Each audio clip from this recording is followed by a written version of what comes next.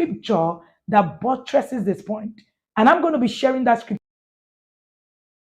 Hi, you're welcome to Fathers Conference 20.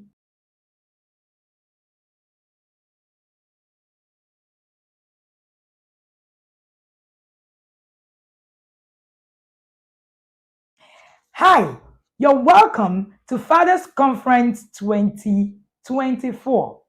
My name is Wendy Ologe, and I'm the founder of the Intentional Parent Academy, and I'm also the convener of the interesting, popular annual TIP Fathers Conference.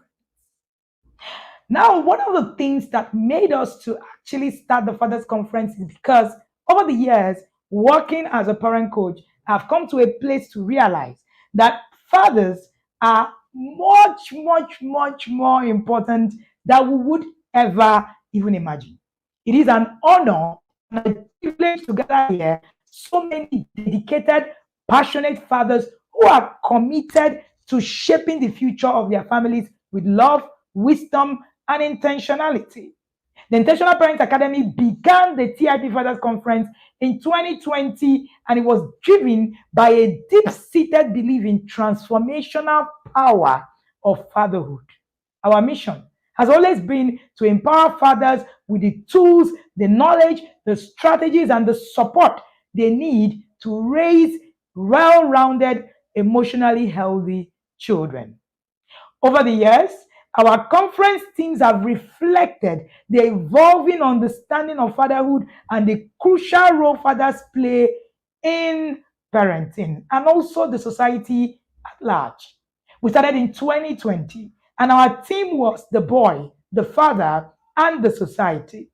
We started by examining the interconnectedness role of the fathers and the boy and also the society.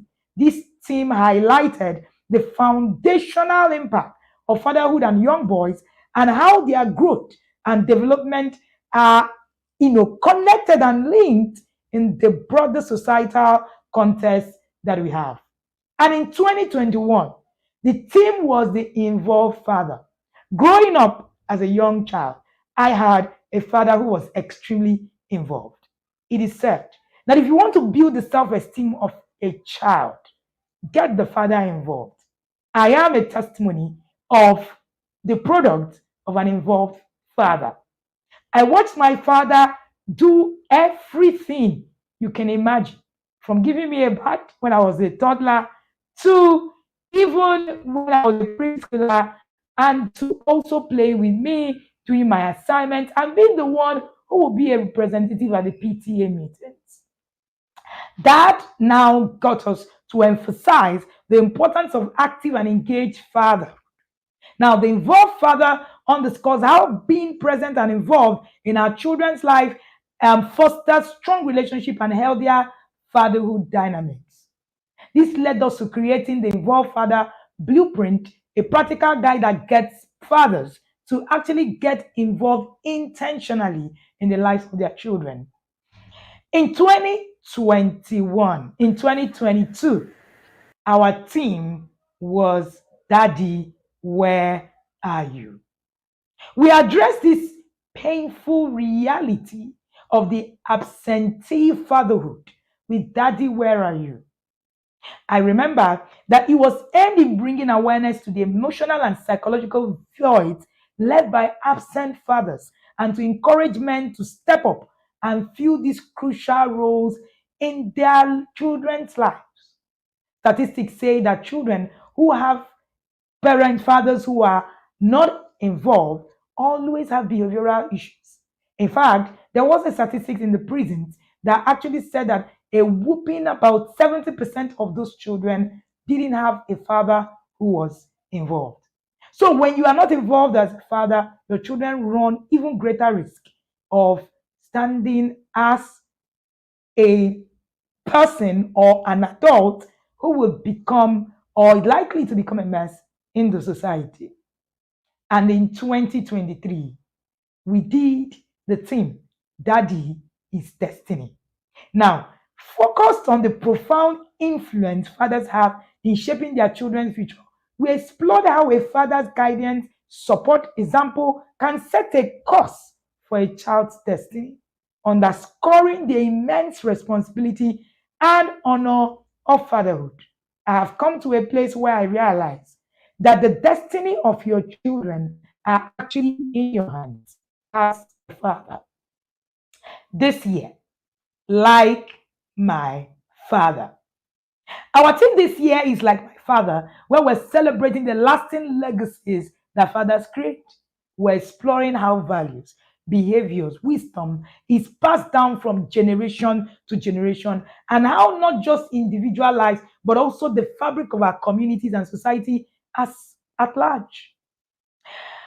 Our commitment as an academy is that it's a way for us to give back to the community. We recognize the critical role fathers play in parenting, and we believe that by equipping fathers with the right tools and knowledge, we can create a ripple effect of positive change. I am of the opinion that if we get parenting right, with fathers at the core, then we will change our society. We recognize the critical role that every single one of you play, and and believe that when we equip you, we would have a change. This is why we have always kept this conference free. Our commitment to making valuable resources and support accessible to every father all around the globe. Scratch that. It is not free.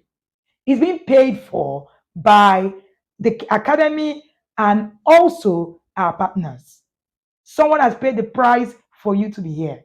Just like salvation isn't free, it's just that you didn't pay for it. Someone else did pay for it. This isn't free. You just didn't pay for it. It came free to you, but some people, a group of people have paid for it. And we understand that intentional parenting requires effort, dedication, and continuous learning. So fathers are not just providers, that's minimum entry requirement. But you are pivotal in nurturing, in guiding, and in setting example for your children. So this conference is an opportunity for all of us to come together as fathers, to learn from each other, strengthen our resolve to be the best fathers that we can be. Let us draw inspiration from the Bible because I love the scriptures a lot. While teaching the parents in the inner circle this year, the inner circle is a program that we run annually for parents, both fathers and mothers, all across the nations of the earth. We currently have about 5,000 participants across the globe. I heard that instructional order is given to fathers alone. And I was opened up to a scripture that buttresses this point. And I'm going to be sharing that scripture with you today also. Genesis 18:19, and it says, God says, for I have chosen him so that he will instruct his children and his household, and to keep the ways of the Lord by doing what is right and just. This verse highlights the point of instructional orders given to fathers alone. No, mothers don't have it. Fathers are given to instructional orders. Just like Abraham was entrusted with the responsibility, we too, as fathers, are entrusted with the responsibility to lead our families with intentionality and faith. I am not a father, but I understand how profound the role of a father can be because I was raised by an involved father. I am married to an involved father who is also raised by an involved father. And as a way of privilege in this particular TIP Fathers Conference this year, we're having Professor Kingsley Ologe speak to the team like my father, where he will be linking at the fatherhood journey between his own father and also raising children who are also involved in their fatherhood journey. How did he do it? 80 years old. This will be the very first time, uniquely, we are having an 80-year-old man speak to fathers on their fatherhood journey. Apart from Prof, we also have an array of amazing speakers, ranging from Taiwa Kilami Barrister, who will be speaking first at this conference. And we are also going to be having Coach Ebuka, we're having Ocholi, we're having Coach Chinda, we're having David Folarami, we're having my own darling husband, Kunde Ologe, And we are having the amazing Bishop Feb Idahosa. Men who have walked through their fatherhood journey, and also having Mr. Akinropo, who is a renowned fatherhood coach in Nigeria.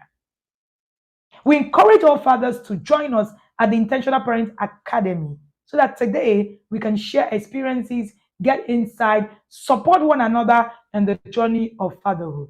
By becoming part of the academy, you have access to resources, worksheets, and community of like-minded fathers dedicated to parenting with purpose. And at this point, I want to say shout out to all the other fathers. If you're here, blow up the pace with a fire emoji. I am proud of you all. I want to say thank you to all the fathers for their support.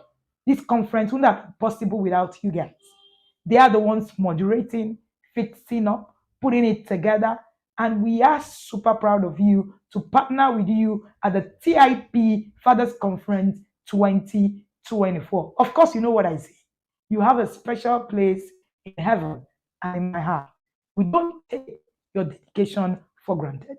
Welcome again to 2024 TIP Fathers Conference. Like my father, let us make the most of this opportunity. Let us grow. Let us connect. Your presence is a testament to your commitment to being an intentional father. We're excited to embark on this journey together where we explore how we can all strive to be fathers our children look up and also aspire to be like. Remember, we will all become like my father. Let us celebrate the legacy of fatherhood and embrace the inevitable influence we have on our children's life. And at this point, I say, Happy Father's Day. And this is me saying to you, you are not forgotten, you are not relegated, you are not at the back. We recognize the importance of what you do in the life of every child. And we know that your dedication is a lot to the whole parenting journey. So while it is a commonplace for fathers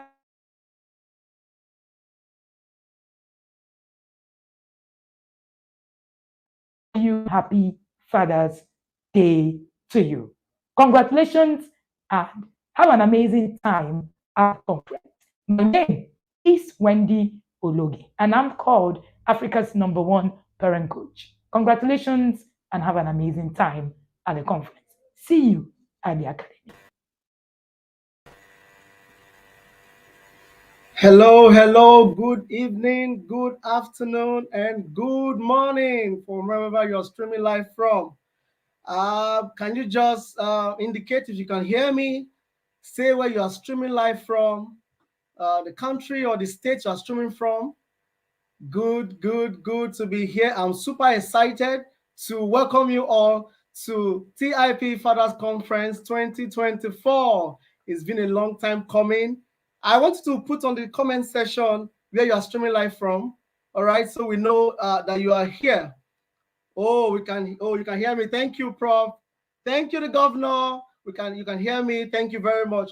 It's a great honor to welcome all of you to 2024 Fathers Conference of the TIP. But first I want to appreciate Coach Wendy. I want to thank you, Ma, for all you do. I want to thank the TIP team. It's a rare privilege you have given unto us, and we do not take it for granted. Thank you very much. And I know that God will honor you, bless you and your family.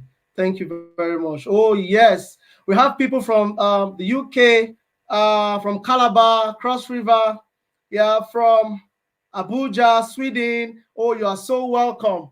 The TIP it's a school, and I'm a member. I'm a student of that academy. And that academy has been changing lives of thousands and thousands of families all over the world. And it has started a movement to make people understand that we are part and parcel of parenting. I mean, men, we are part and parcel of parenting, and this is what the inner circle stands for as regard parents, telling us that fathers and mothers are to parent in a single front. Our speaker is here, is backstage, is here. But I want to call on admin to roll up the bio of our speaker. Admin, please.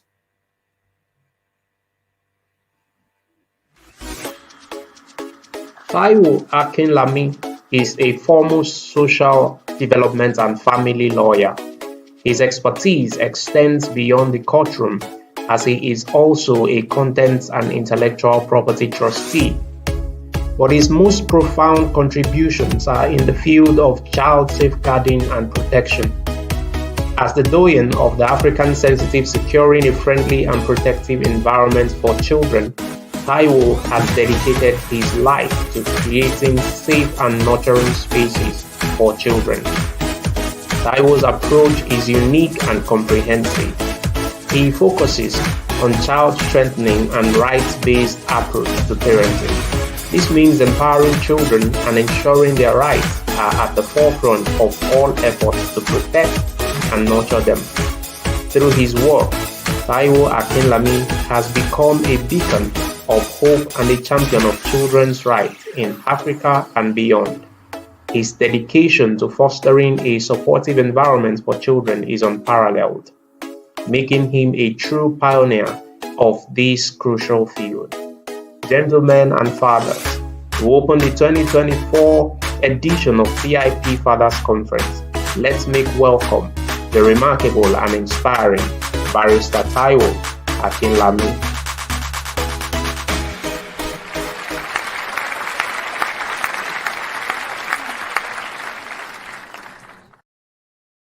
Yeah, let's see the fire emoji. Let's see the fire emoji. Let's see the fire emoji. Let's see the fire emoji. You know, it's the beginning of the conference, and we are starting on this note with Barrister Taiwo Akinlami. You know, in the inner circle, we call him the grandfather of the inner circle, right? We call him the grandfather. Let's see the fire emoji as we welcome our speaker for the first session. Thank you so good much. evening, sir. Good evening, sir. Sure, you're doing Can you hear me, great. sir? I can hear you clearly. I'm hearing you clearly. Can you hear me? Can you hear me? Can I be heard, sir? Yes, I'm hearing you. I can hear you perfectly. Yes. All right. Good evening, sir. It's so good to have you in our midst. You know, we call you in Inner Circle the grandfather of Inner Circle. I don't know if you know that before now. Our grandfather. Thank you for coming. I'm going to leave the stage for you. We'll give you 45 minutes to share your thoughts, and then after which we'll come back, maybe have a water break, and then we'll go for a Q&A session. Okay. Can you hear me, sir? I can hear you clearly. Thank you so much for having me. I want to appreciate Mrs. Wendy Ologe for our vision, our commitment in the parenting space across the world, our commitment to bring about an holistic information, detailed information, teaching, inspiration to every strata of parenting. I salute her courage. I salute the great work that she's doing with her entire team. I salute the opportunity to be part of this conference year in, year out. I do not take it for granted. It is a privilege that I hold in very high esteem. It's priceless. So I want to thank the entire team working with her, holding our hands to ensure that this vision is a reality. The truth of the matter is that every day is the usual day until something happens. But things don't happen until people make it happen. Even the depletion of ozone layer is traceable to human action. So when you are looking for change, look into yourself. Whatever you don't like in the world is a sign that you have a calling in that area, or you may be able to give direction in that area. So I want to thank the entire team for your consistency in doing this conference year in, year out. I do plan conferences also. I know it is not easy to put conferences together. So doing this regularly with huge commitment, and it is growing, is commendable. I salute you. For everyone in the inner circle, I salute you. You should not only be in the inner circle, you should also ensure that everyone within your area of influence and your area of interest is invited to be part of it. It's changing the world, causing a transformation, which we must salute, celebrate, and continue to commend. So I have the honor of being the first speaker, and I do not take it for granted also.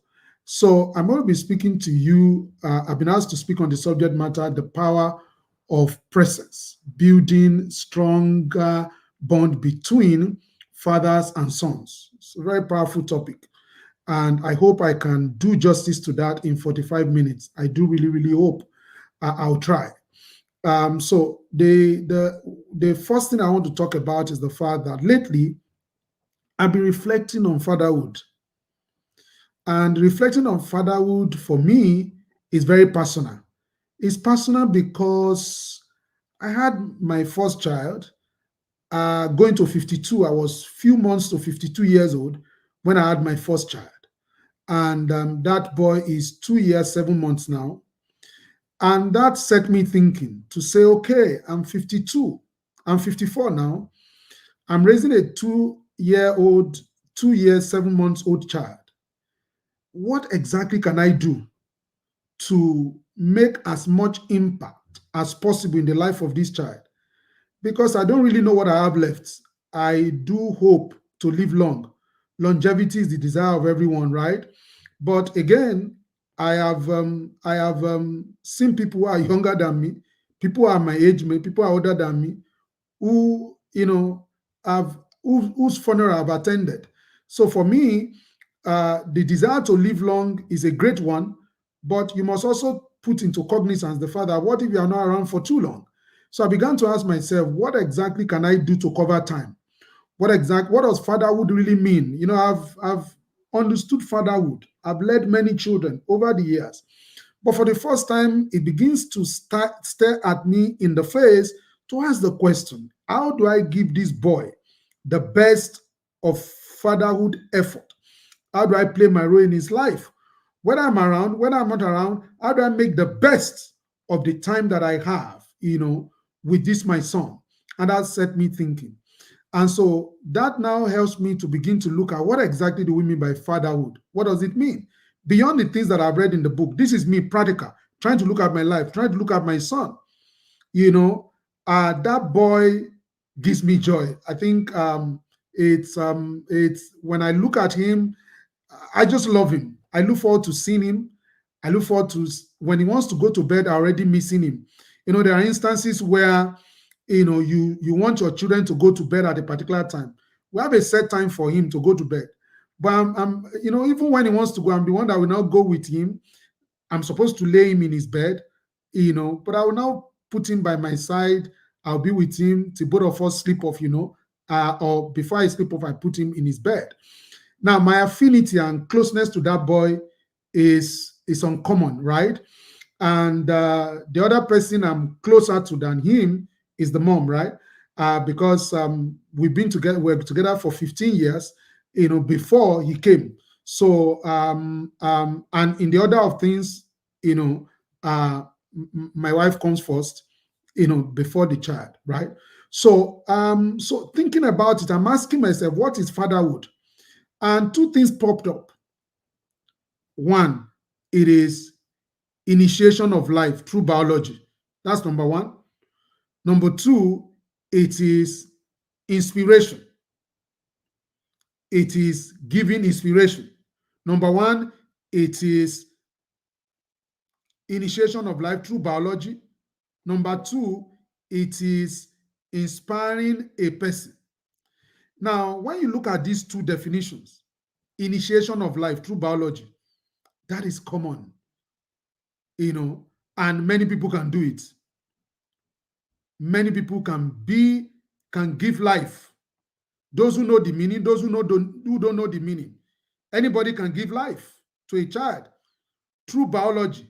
You can initiate life through biology. Once you have reached the age of puberty, you can make that happen. People make that happen every day. Now, the other one that is not common is being an inspiration to a child. All the children whose fathers are in prison, they pass the test of initiation of life through biology. All the fathers that have failed, they pass the test of inspiration to children, the test of biology, initiation of life through biology. There is no biological father in the world today who does not pass that test. And it is not the failure of that that leads children to prison. But when we look at fatherhood today, most of the time in the society, we look at somebody who birthed a child, who initiated life. There is a dearth of understanding and commitment in looking at the one who inspires children. And so I began to ask myself the questions. Now, I was able to fulfill the requirement of biology on the 25th of October 2021. That's when our son was born. At least the process started 9 months before, but the crystallization of my ability to initiate life was when he was born, right?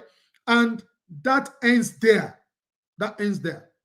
From that moment, where fathers fail is that it ends there, and it ends there for them. But for me, biology ends, inspiration begins. I'm not going to re-impregnate my wife for this particular child. It can be impregnated for another child. But for this particular one, I'm not going to re-impregnate. I have fulfilled the requirement of initiation of life through biology. What is now next is I want to inspire this child. And I find that it's the easier one to do. And so for me, I began to ask the question. The other one is inspiration. What does it mean to inspire? To inspire is to lead. What does it mean to lead? To lead is to commit yourself to inculcating value through love. You must commit yourself as a father to inculcating values through love. Now, so what is this love? Love to children means appreciation and attention. Love to children means what? Appreciation and attention. That is, you appreciate your child. When you appreciate, you now spend time. You give the child attention. To appreciate is to value. When you value something, you treat it with treasure. When you value something, you see it as a treasure. You treat it with care. You pay attention to it. That is the meaning of appreciation. In economics, we say something continues to appreciate. It means it keeps increasing in value. We say something continues to depreciate. It means it continues to reduce in value. When we talk about fatherhood and vis-a-vis the love you have for your children, it continues to appreciate. To appreciate is to really, really value someone. To understand that this person is not just an ordinary person, right? Number two is to spend time with this individual. So that's why we say love to children means appreciation and attention. You pay attention, you spend time, you spend meaningful time. I wrote yesterday, my father died at the age of 82. In 2009, I was 39 years old. My father never had a conversation with me.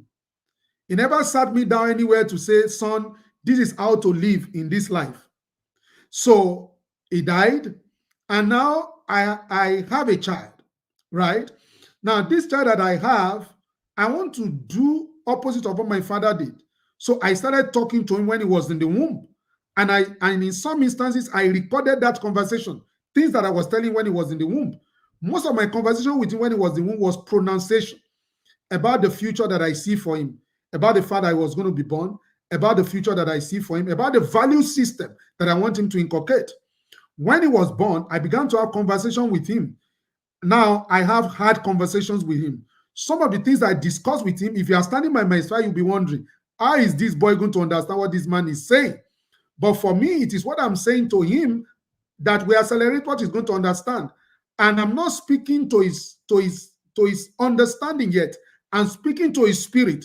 I'm speaking to who he is. I'm speaking to his essence. Those words are forming who he is. Those words that I'm speaking to him, and I'm having conversation with him. My last conversation with him was, I was telling him, son, you need to be faithful to the absent. Whether somebody is present or absent, you need to be faithful. You need to be loyal. And I was having that conversation. I was citing, Stephen Covey and all of that. And if you are by my side when I'm having that conversation, you will say, come off it. 2 years, 7 months, you're having this kind of conversation. Find something else to tell him. Tell him about other things. Tell him about what he should understand. Yes, we have that conversation about things that are present. We also have conversation about what is the future. But the point is this. The truth of the matter is fatherhood dwells more on inspiration than it dwells more on biology. Anybody can pass the test of biology, right? Not everybody can pass the test of inspiration.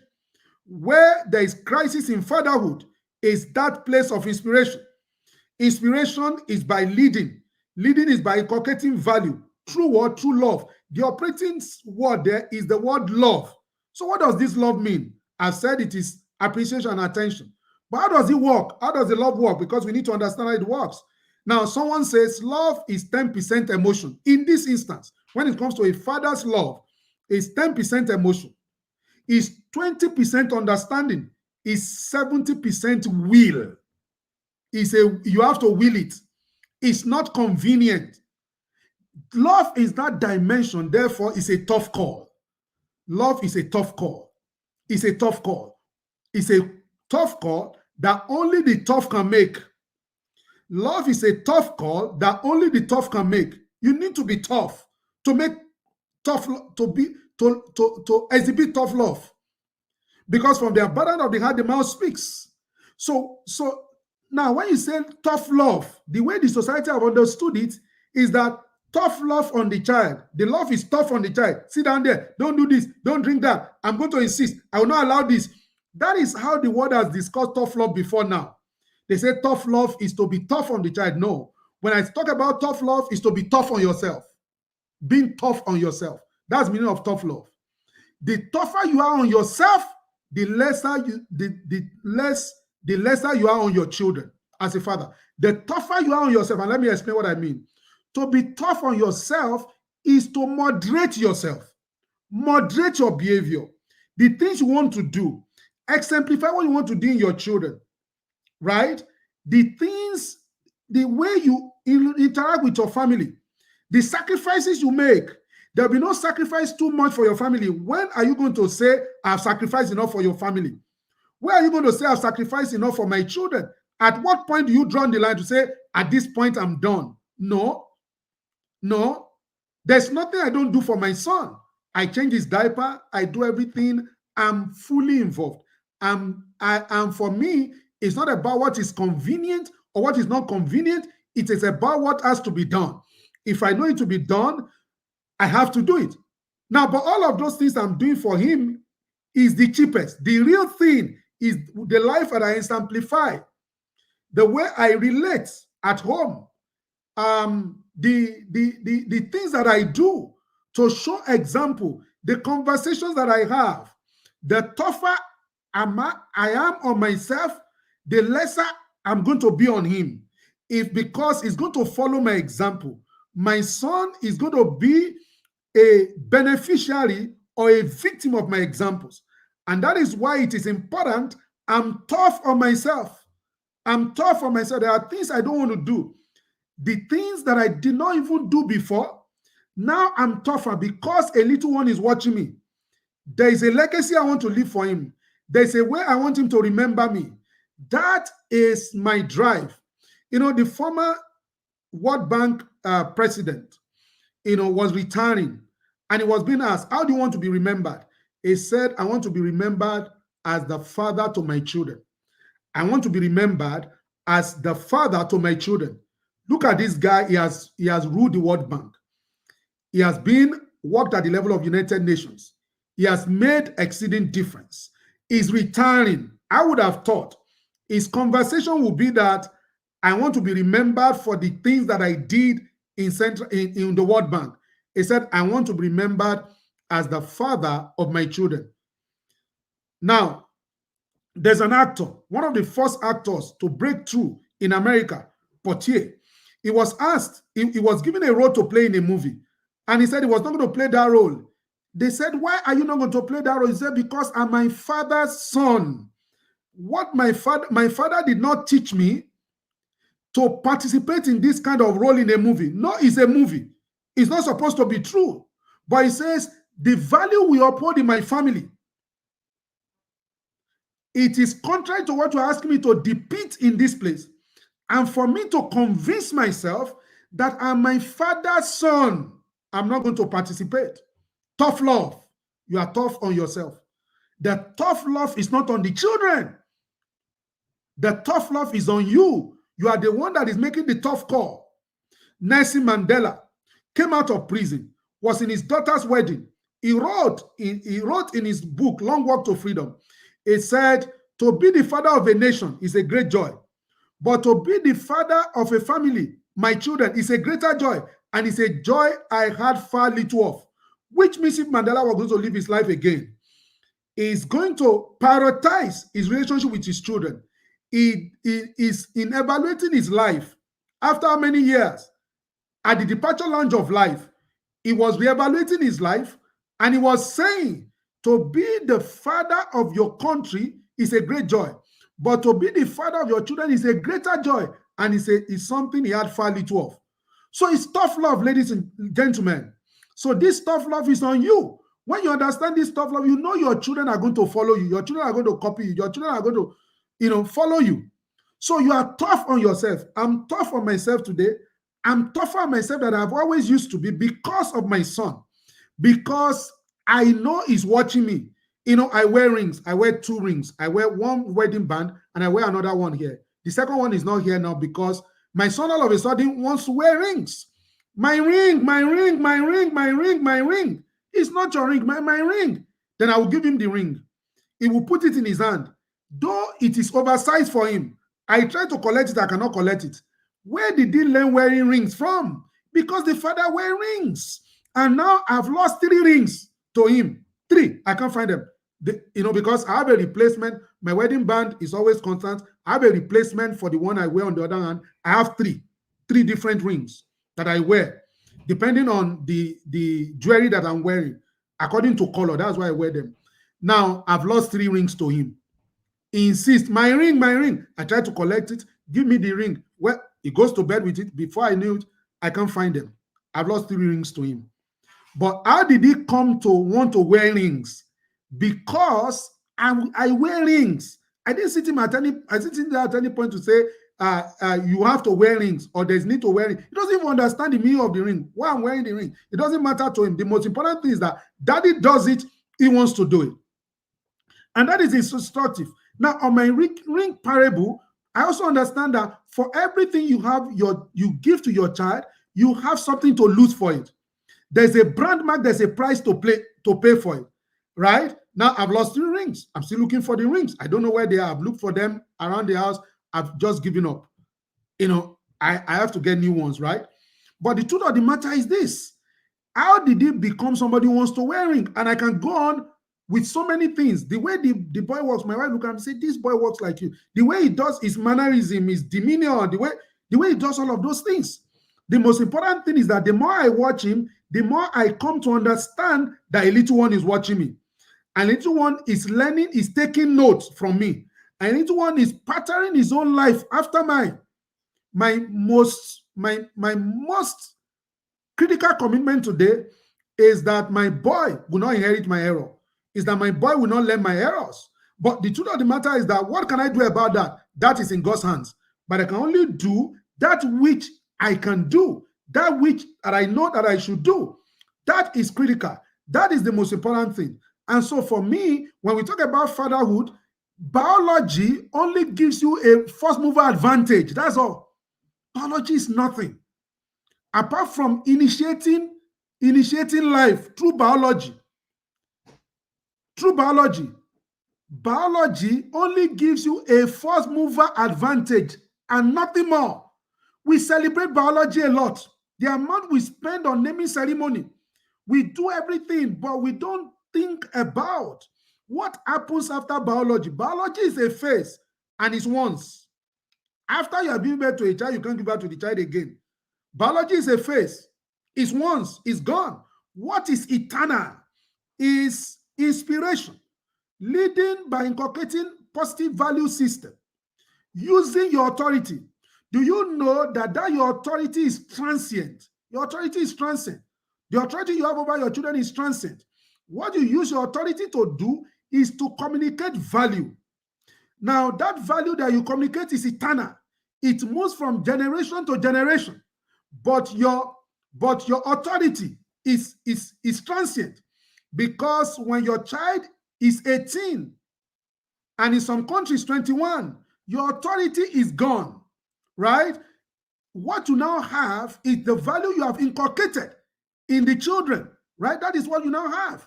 So the foundational thing, therefore, is that some people squander their authority. They squander it on being hard on children. I have to be hard. Tough love. Tough love on who? Tough love is on you, not on the child. The tougher you are on yourself, the less tough you are on the children. That's the truth. Because they are following your example. The more you moderate yourself, the more you are careful, the things you say, the things you don't say. Our son has regulated our lives completely. Particularly, my wife is more particular about what he watches, what he does not watch. There are some movies we can't just watch. We can't, because it's around. And we may not watch that movie in 1 week. We not watch it until he goes to bed, if we are still awake. Now, we are conscious of those things because everything that is informing him is forming him. Everything that is informing you is forming you. That's what Henry McManus said. He said, whatever is informing you is forming you. So when you understand that, my authority is to disseminate value system. If my authority is to disseminate value, therefore, I don't have time, because at the end of the day, nothing goes for nothing. There's nothing that is without interpretation in the development of a child. A child has a photographic brain. A child has what we call, Maria Montessori calls absorbent mind. A child has all of those things working. A child soaks everything. Maria Montessori says everything you do to a child does not stay in the memory of the child. It stays in the soul of the child. The soul is the seat of emotion. The soul is the seat of your will, right? The soul is the seat of your intuition. Everything you do to a child, the child put all of that together and it forms the child. So whatever is informing the child, your habit, your attitude, everything is forming the child. And so at the end of the day, the book that I read says, train up a child the way he should go. When he's old, he will not depart from it. So how do you train up a child the way he should go? You go to where the child has been and come back and take the child with you. And so let me begin to conclude by saying, fatherhood, therefore, is a lifestyle.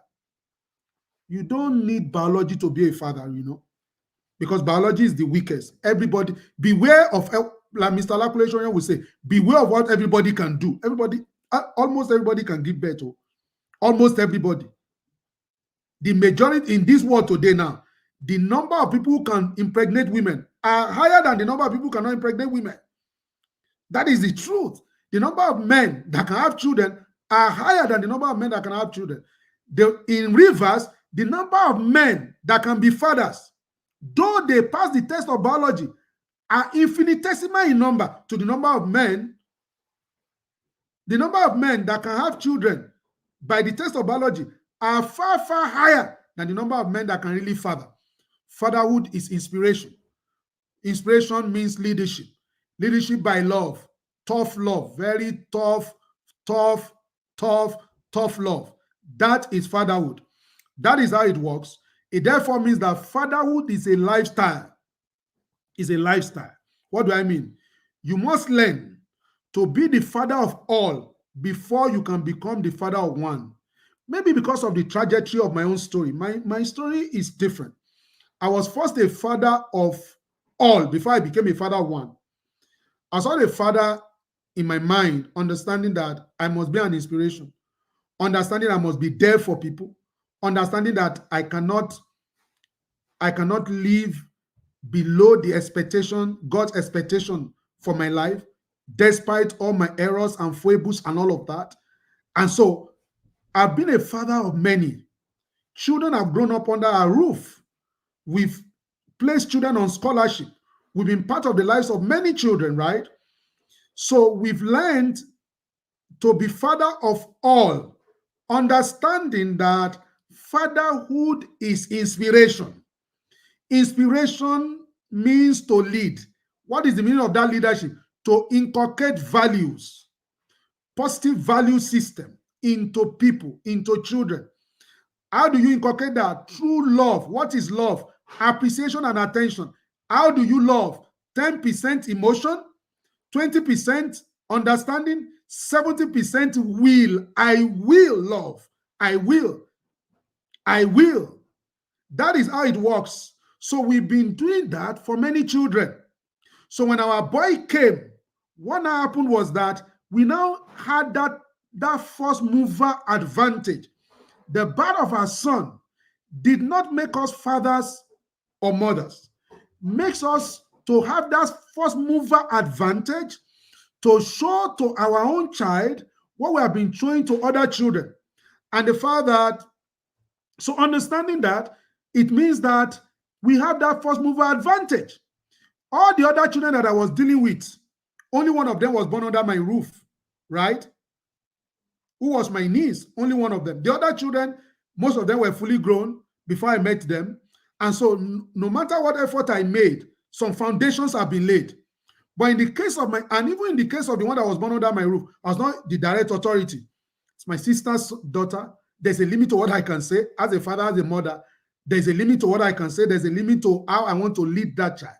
But when our son was born, October 21, October 25, 2021, I had the unusual opportunity I had that first mover advantage to inculcate all that I know, to exemplify all that I know, to trust God to make a difference in his life.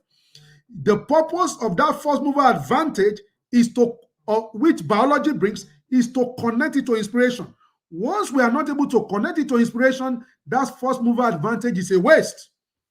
And so you can't waste your first mover advantage. If you are a biological father, you have that first mover advantage. You can't waste it.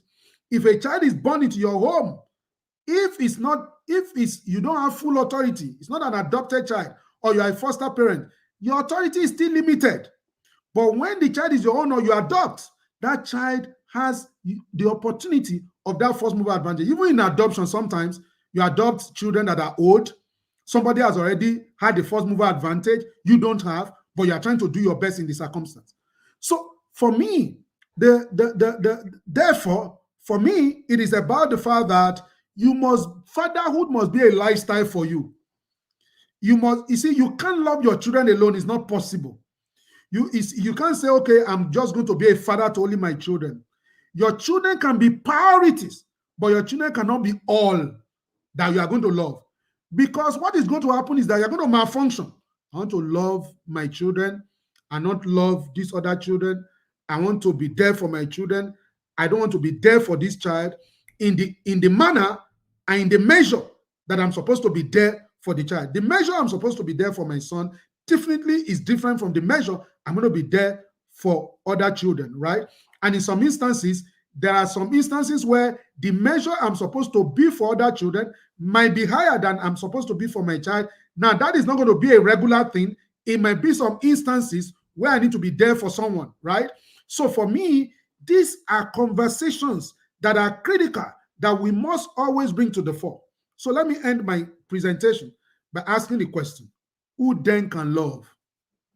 Who then can love? So because that's the question. But before I do that, I want to tell you a story about tough love, right? I will tell you two stories. Now, the first story is a popular story told about Mahatma Gandhi. Gandhi had sent his son to go fix his car with the mechanics in India. And so the son went to the mechanics and the son was nowhere to be found. In those days, there was no cell phone. So Gandhi called the land phone of the mechanic workshop. And the mechanic said the son had already left. Gandhi waited and did not see his son. So Gandhi decided to take a walk to go look for his son. As he was taking a walk, he saw his son driving his car back. And the son saw the father and stopped. Daddy, what is going on? What's happening? He said, son, I've been looking for you. What is going on? He said, Dad, I've been at the mechanic's place. The father said, well, I called the mechanic. The mechanic told me you've left since. Where have you been? The son, was disarmed. So the son told the dad that, I think he said something like, went to see a movie. Movie is very popular in India. And so the father said, okay, no problem. I'm okay. It's good that I know that you are good. I was worried for you. So the son said, Daddy, please come in. Let me drive you home. The father said, no, you are not driving him home. You are not driving me home. The son said, why am I not driving you home? He said, I'm going to walk home. He said, Daddy, why are you going to walk home? I'm going to walk home asking myself, how I raised a son that cannot look me in the eye and tell me the truth. The problem is not with you, son. You don't have a problem. The issue, the problem is with me, that I, Mahatma Gandhi, the father of India, is raising a son that cannot look me in the eye and tell me the truth. And tell me, Daddy, when I leave the mechanic's place, I'm going to see a movie. That my son can lie to me is the value I've exemplified to him. So when I talk about tough love, the tough love is not on the child. Another father will be beating the child. Another father will be cursing the child. Another father will say, you are lying to me, your father. No, it's not that way. The tough love is on you. The tougher you are on yourself as a father, the less tough you are on your children. The reason why we're excessively tough on our children is because we are not tough on ourselves. We indulge ourselves and we expect our children not to follow our indulgence. You that say, do not steal, do you rob the temple? That's what the Bible says. You cannot exemplify the life of a monkey and you want your children to live the life of a lion. It's not going to work. Do you know that on the 27th of May, the daughter of Brad Pitt, he has children with Angelina Jolie. They are going through a very messy divorce now. The daughter went to court the day she turned 18 to drop the name of Pitt. Brad Pitt says she now wants to bear the name Jolie. Termination of biology right there. What will make a daughter or a son at any point in time deny that this person is my father? In America, there's something they call permanent court commitment. That is when the court rules that this person will cease to be the parent of a child. And when that order is made, is permanent. How does a child drop the name of a father and say, from now I don't want to bear this man's name? Termination of biology. Biology can be terminated that way. How does a court come to I was in court yesterday representing some children as a court appointed. I'm a court appointed special advocate. One of the issues we're looking at was this, what they call order of permanent court commitment. And I was asking myself, so this man now has this child, biology. Then this man failed in the area of inspiration, leadership, inculcating value, failed in the area of love, appreciation, and attention. Having failed in those areas, that led him abusing the child, or abusing the father, or abusing the mother, or both of them, the father and the mother were abusing the child. To the point that the court now invalidate that biological claim and say, from now, though you are the biological father or you are the biological mother, we terminate it. But let me tell you, ladies and gentlemen, relationship cannot be terminated. It's not possible. As a matter of fact, to sustain biology, relationship must be constant. What happened in those cases that I've told you, and please note, I'm not beating down Brad Pitt. I'm not in his shoes. I don't know what he's going through. There's a lot of indices and intricacies that may be surrounding that whole relationship. Please, by saying this, I'm not saying Brad Pitt failed as a father, right? What I'm just saying is to give an instance of, I'm just using it to illustrate how weak biology is, how weak. Your claim, I'm your father, I'm your mother, is a very weak currency when it comes to the relationship we should have with our children. Do you know that relationship inspiration does not fail? Because when you focus on inspiration and you lead through love, 10% emotion, 20% understanding, 70% will, You are building what cannot fail. Because the book that I read says love does not fail.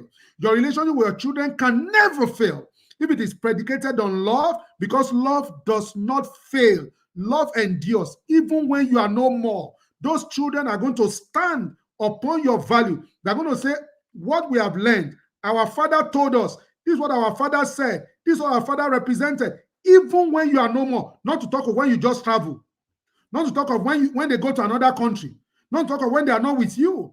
If you inculcate value, they know that you are tough on yourself. Daddy is tough on himself. Mommy is tough on herself. Daddy is tough on himself in this system, because your role as a father is to lead. Leadership is not, you see, people should be afraid to lead because leadership is not cheap. Uneasy lies the head that wears the crown. So let me conclude by who can love. The person that can love. Two kinds of people I think can love. Number one is the person who was loved growing up. If you were loved growing up, when the Ologe shared that story, had a loving father, shared the story of the husband, loving father, 80-year-old man is going to be here speaking in this conference, sharing those principles that worked. That is a good example. So if you have a good example and you have a father who was involved and all of that, that has been inculcated into you. Please note, that doesn't mean it's going to be easy for you. It's just that those people give you this first mover advantage. They give you a soft landing. So it's not cheap for Mr. Ologe now to love his children, to be involved. It's still a decision he still has to make, though he has that soft landing. The other people that can love are people who were not loved, who were not fathered, but they realized the error of their parents or their father, and they realized the impact of that on them, and they decided that the buck must stop on their table. The buck must stop at their table. And that's where I stand, and that's where I come in. You know, my father died at the age of 82, 2009. My father never had a conversation with me, and I'm not exaggerating. My father never sat me down to say, son, this life, this how to do stuff. But my father, when he was going to beat me, he would tie my hands, he would tie my legs, he would strip me naked, he would give me 3 strokes of the cane, I would go and sit down. And that could go on for half a day. In Face Me, I Face Your apartment in Ado Ekiti. But unknown to my father, he was using negative reinforcement to achieve positive behavior. Because the example he also showed was nothing to write home about. My father was married to my mother, but my father had many mistresses. When my mother traveled, it was an opportunity for the mistresses to flock our house in Ado Ekiti. Face me, I face you. My mother, of course, was a laughing stock in retrospect, because she would come back from that trip. All the people in the Face Me, I Face You, they knew that her husband was not faithful to her. She was a laughing stock, you know. I didn't see people laugh at her, but in retrospect, looking at how closely knitted we were living, she was going through a lot. Of course, our father would have warned us, don't tell your dad. My father drank. Many days he will be drunk. He won't be able to find his way home. They have to go and carry, they will now come and call us to come and bring our father home. As a teenager, when I became a teenager, I would stand on the door, at the door, and say, Daddy, you are not going today. You are not going anywhere today. No, this is too much. I'll be crying because I was big enough to stop him. I will stop him. You are not going again. And when am I able to stop him? Maybe he returns from work, he goes to drink, then he finished the money he had gone with. He will not come back to come and take more money. But he was already drunk. So I will now stop and say, Daddy, you cannot go. You are not going. You are not going. No, stay. I will stop him because he was already drunk at that time. So that's the kind of father that I had. Now, please note, my father wanted the best for me. My father, was the best father I could have, because, God does not make a mistake. So he made terrible mistakes in the area of living by example and raising children. Of course, I took after him. I drank. I smoked. I womanized. I was anything under skirt. I was, think about any perversion apart from incest and sleeping with animal. I have tried many things, right? In between age 18 and 27, I was a wild dog. Between age 18 and 27, trying everything, drinking, smoking, doing all of that. I'll be drunk. I will sleep in the middle of my vomit. That was the kind of life I was living till I was age 27. At age 27, I became a Christian. I found the love of Christ, the love that my father could not show. Christ began to show me that love. I began to understand that the way my father treated me was not my value. Because the way you treat children introduces children to themselves. They think, particularly the way fathers treat them, they think that is who they are. If I could be tied, what are the things that were tied? Goat, chicken. Then my value was equal to the value of chicken and goats who were also tied. So I was nobody. Nobody would listen to me. Nobody was going to seek my opinion. I did not grow up with low self-esteem. No, I grew up with no esteem. I wasn't even aware that I was existing, right? Because my father never told me one day, Taye, I love you. Not only to me, to my other siblings. And so I met a lady, 26 years old, in Kaduna, who told me, he saw me reading a book titled The Secret of Childhood by Secret of Childhood. I've forgotten the author now. And so he said, you are interested in children? I said, yes. We began to talk. And she began to tell me her story. And she was telling me her story. She was welling up in tears.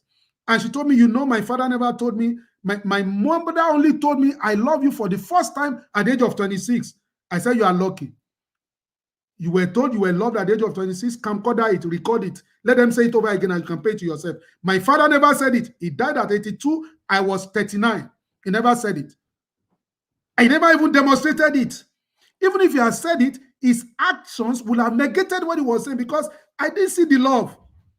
One day I was sitting, my mother has just cooked, and I was sitting to take my portion. I was not aware of anything that I did to anger my father. But in retrospect, the problem was anytime my father had problem with my mother, we must not be seen to be on the side of my mother. We must not be seen. So we were on holidays, and I'd followed my mother to the market. Maybe he expected me to tell my mother I wouldn't go to the market. So I went to the market, we came back. My mother had cooked rice, and I was sitting, to take my portion. We're 5 children at that time. And as I was sitting, my father stood for where he was and landed me the dirtiest slap of my life. As a matter of fact, that slap was so sound that it threw me from where I was sitting and I was flat on the ground. And my mother held him. You are going to kill this boy. What did he do for you? And that's the kind of father that I had. The kind of father that if we're at home, I would say, okay, we want to go and play outside. We say, where are you going? My friend sit down there. And, I went through all of that. So growing up, I did not feel valued. And becoming an adult, I did not feel valued. I did not feel I was worth anything. I did not feel my opinion mattered until I met Christ. And Christ began to work on me. And let me tell you, ladies and gentlemen, I'm still work in progress. My testimony is that I am not where I used to be, but I'm not yet where I want to be. People have vision for many things. Vision to become president. My own vision is to improve in life. My own vision is to surpass the mistakes, is to not to be a replica of the mistake that my father made to my children. That is my own vision in life. My vision, people have vision to build things. My most commitment is not to become. My most commitment is to be. I'm more when you ask me for my vision, to improve, to change, to get better. That is my vision. When the books that I read, the messages I listen to, is about improvement. My prayer point is not about I can't remember in my Christian life praying for a car, praying for a house, praying for anything, praying for a shoe. I pray for food. Even when I was hungry, I was always praying for improvement.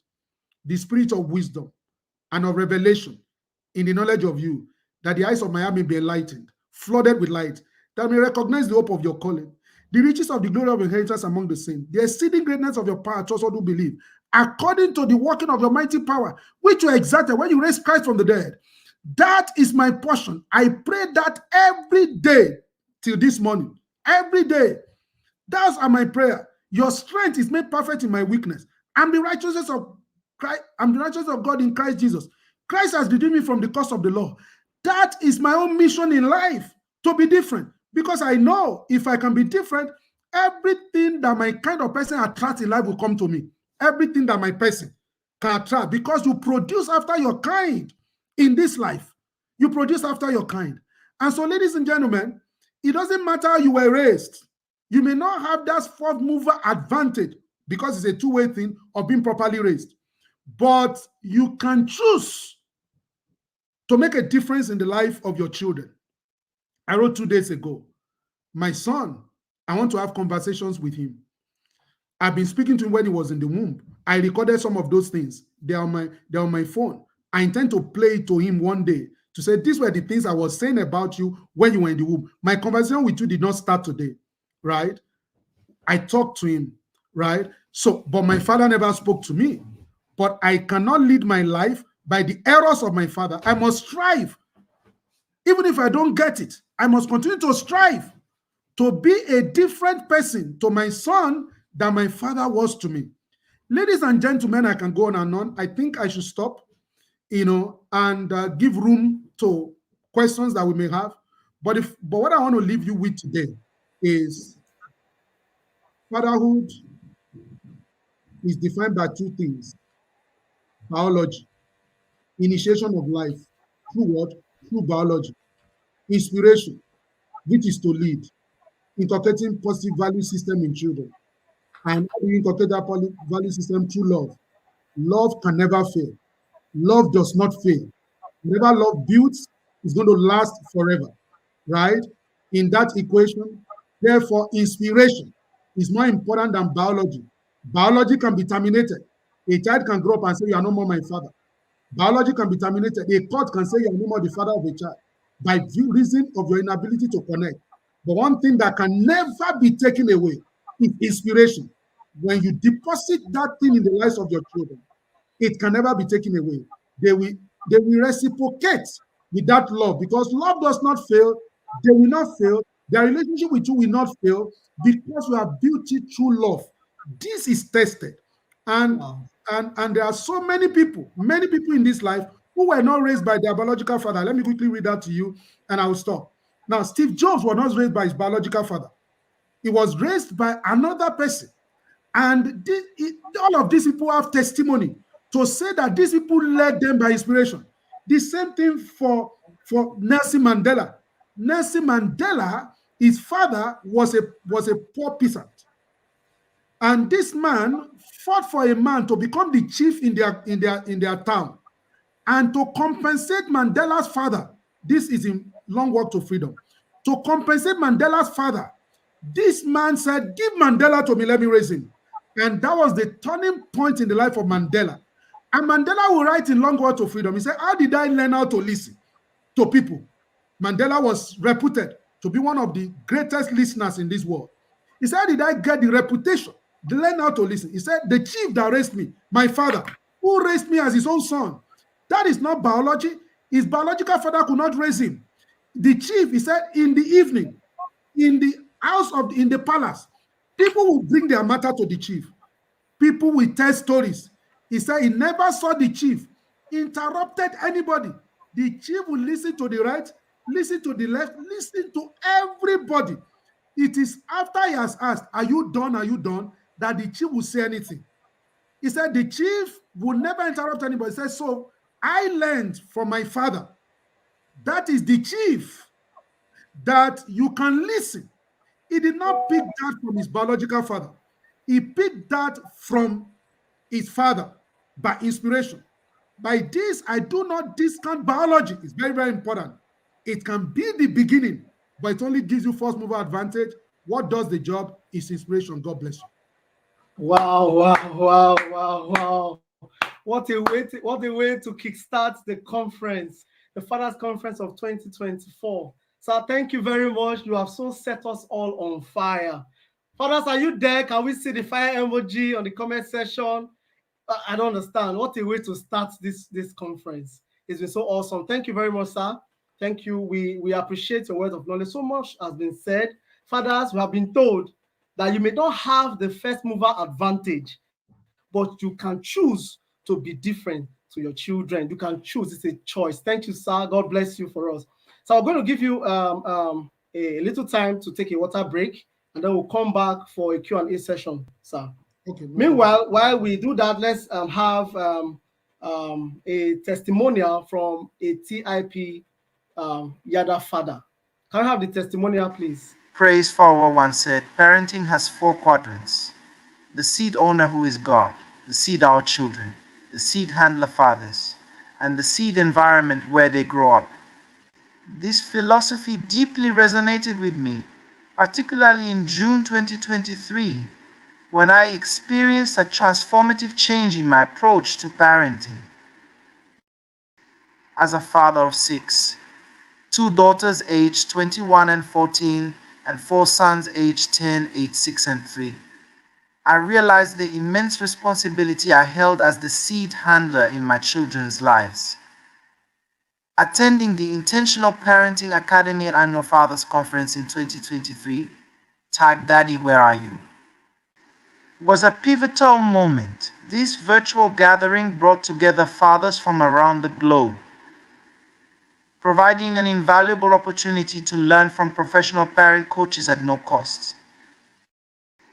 Here are some profound lessons that reshaped my perspective on fatherhood. 1. You fail as a father if all you do is to provide. Okoli.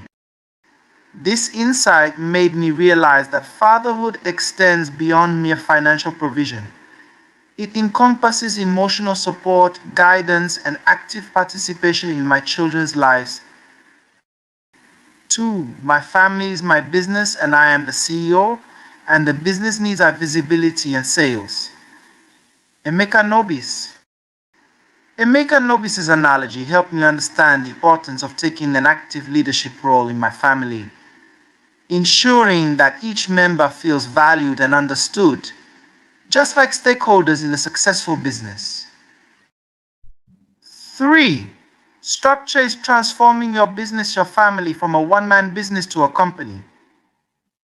IB. IB's advice on creating a structured environment was crucial. It highlighted the need for establishing routines, clear roles and responsibilities within the family, fostering a sense of unity and cooperation. These lessons from the Fathers Conference 2023 have helped me become a more intentional and effective father. They have guided me to nurture my children not just as dependents, but as individuals who thrive in a supportive and structured environment. I am Sylvester Oga Obaji, an intentional father, and Wendy O is my coach. The best time to join the Intentional Parent Academy is today. Wow, awesome. The best time to join the Intentional Parent Academy Inner Circle is today. Fathers, are we there? Yes, if you want to book a slot, for 2025 Inner Circle program, I think the numbers are there scrolling on your screen right now. Do well to reach out to the team and they will sort you out. Thank you. So right now we're going to be having our speaker come up again while we ask our questions. So I want you to put your questions on the comment section, and they'll be highlighted while the speaker would deal with them one after the other. Fathers, are we there? Fathers, are we there? All right, let's have your questions. All right. We're waiting to learn more. Yes, so thank you, Mr. Onyebushi. We're here, we're waiting. Yes, splendid presentation, sir. I know, right? We've been set on fire. What a way to start this conference this year. All right, questions, please. Questions. Yes, the session has been very insightful. It's been awesome. We have learned so much. Fatherhood is the will to love. And the love equation, 10, 20, 70 equation, you have so blown us away. And we are grateful. All right, let's have your questions, please, fathers, if you are there. All right, sir. There's a question here. How can I stop shouting on my son who is very reluctant to obey instructions? Over to you, sir. Okay, so Edwin Lewis Cole, Ed Cole, was a man who was very passionate about fathers and manhood. He had a strong ministry to men. Edwin Lewis Cole. He's late now. He was a Christian. He was a Christian who did a lot of work. You can lay your hand on his books. Ed Cole. So Ed Cole told this. I read in one of his books. He was writing about men. He wrote about. I think is in this. There's this book called Profile of Success. It's a compilation of many people who have made a difference in the lives of their families. They are all men. Profile of Success. I think it's a book you can lay your hands on. So in Profile of Success, I think Ed Cole was giving was telling a story. He said a 9-year-old boy was brought to him, and they told him that this boy does not listen. As a matter of fact, this 9-year-old, whatever you tell him to do, he does the contrary. Ed Cole said he looked at them and he said, take him away. For the next 1 week, don't say anything to him, just listen to him. Don't give him any instruction. Just listen to what he has to say. Don't tussle with him. Take him out, listen to him. What is boiling in your mind? What is the issue? Ed Cole said they came back 7 days after and they said, what did you do? Are you a magician? Were you drawing some? He said, no. There's a lot bottled up in that child. The child did not feel appreciated. So because the child did not feel appreciated, the child was rebellious. Rebellion is a way of showing that I'm also here. Because if somebody is not going to fight for you, you're going to fight for yourself. Is that not so? And that is inherent in every human being. So when they took him away and they started listening to him, he started feeling a sense of importance. A sense that, okay, I'm somebody. You behave according to your value. The reason why a child will not steal, will not do all of those things is because of his understanding of himself, that I'm made in the image and the likeness of God. The reason why a child will not bully another child is because he knows I'm made in the image and the likeness of God. Bullying is beneath me by virtue of who I am. Bullying is beneath me. Faithfulness to my wife, we've been married 15 years. Faithfulness to my wife is because 18 years, sorry. My wife said 18. I said 15. He's listening to me. She's listening to me. She said 18. Yes, 18 years. Married for 18 years, right? I've been faithful. I'm a husband of one wife for 18 years, right? Now, it's because doing otherwise is beneath me, by me that I know, right? I'm made in the image and the likeness of God. Now, that has nothing to do with being tempted, right? But what you do despite your temptation is what works. So for your son, practically, you know your son. You know how things are between you. But the general principle I can share is that love does not fail, right? Give this child attention. Listen to this child. Because you see, children don't care how much you know until they know how much you care. Yeah. You see, children it's not about what you are saying you are doing. It's about whether they are feeling you.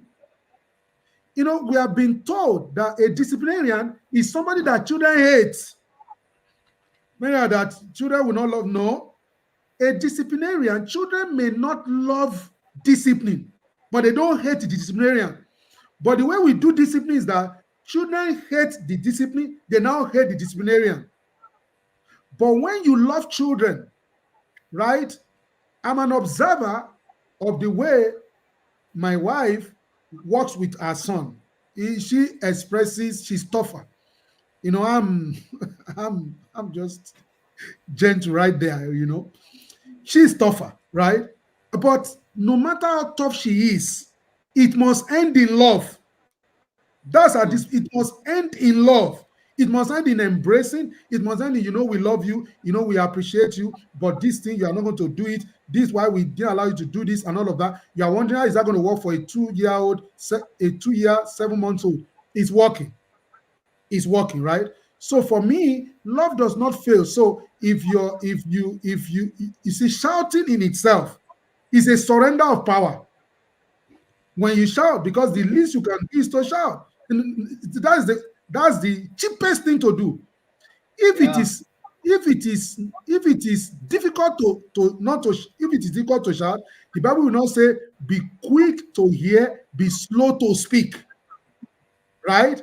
That is where the problem is. Being quick to speak, being quick to write is the problem. And anybody can do it. So I go back with what Mr. Laculation says, beware of what everybody can do. So, but the difference is for you to say, you know what? No matter how provoked I am, I'm not going to shout. It's not going to be easy. It's not going to start in one day, but it is a process, right? It's a process. So there's a lot to be said, but I think that if we go with the foundational principle, love does not fail. I believe that will be fine. So you have said it all. In fact, Coach Wendy would say that a child you have not connected with, you cannot correct. So you must first connect before you can correct. And then sometimes children demand negative attention. They prefer it to no attention.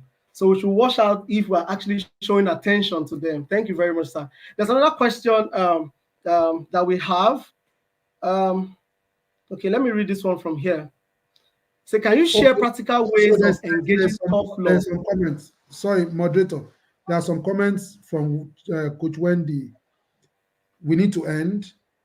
I think you should look at your comment. Look at your comment side. Okay. All right. All right. Okay. For time's sake. Okay. Remember, we have another session coming up very soon, and I think we need to end. So, fathers, your questions will be answered. I believe that you have subscribed to the WhatsApp group. Ask your questions there; they will be answered. And in the course of the conference, some of these questions will be answered as we run. Thank you very much, sir. So, your final words, sir. Your final words. My final word is that the easiest part of this thing is what we are hearing now. It is to do it. It's easy to hear. Are you getting it? To say, but the challenge begins from when you begin to want to implement, right? Implementation is the real deal. So make up your mind, identify a few things that you have learned or throughout the conference, and identify what you are going to do. Get an accountability partner, get into the inner circle. Make sure that you are committed to doing. There's no reward for attendance apart from certificate of attendance. And it doesn't mean anything. The most important thing is doing. You must make up your mind. What are you going to do differently? Conferences like this are too precious to waste, to come and go and continue as you were doing. No, you must ask yourself, what am I going to do differently? And when you're taking the inventory of your life, what did I learn from this conference? And what do I want to begin to do differently? And so that's how history is made. That this is who I was before the conference, and this is who I am now after the conference, and these are things I want to begin to do. You do them for some time, weariness will come in, but you insist that you are going to change, because love for our children, 10% emotion, 20% understanding is 70% will. When we are driven by a will, nothing can stop us, because we understand the value behind what we're trying to do. Thank you so much for having me. It's my pleasure. Thank you so much, sir. Thank you so much. Thank you so much. Guys, I hope that you join the next session. We're starting very soon. So just switch to the next session. Thank you very much and have a great day. My name is Chris Isweken. We'll see you in the next session, starting off very soon. Thank you. Every time I see my son put his legs in my shoes,